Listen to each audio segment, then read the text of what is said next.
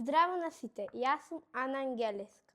Учам во основното општинско училиште Климент Охридски и сум 6 одделение. Денеска ќе ви ја раскажам книгата Сакам дома од Јасмина Петровиќ. Во оваа книга главни ликови се Никола, играчката Монструм и вистинските родители. Во оваа книга се зборува за едно дете кое сака да ги смени своите родители. Бидејќи родителите го учат на добро, тој сака да оди се по негов. И така на поноќ со играчката Монструнг тргнува да си најде на друга планета нови родители.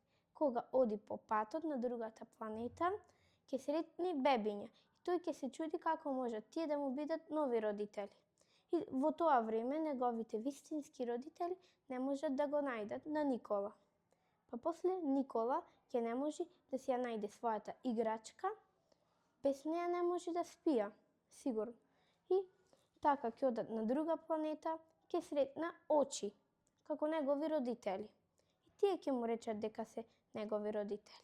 Доколку сакате да дознаете дали Никола ќе се врати со совршени родители или со плачење дома, прочитајте ја книгата.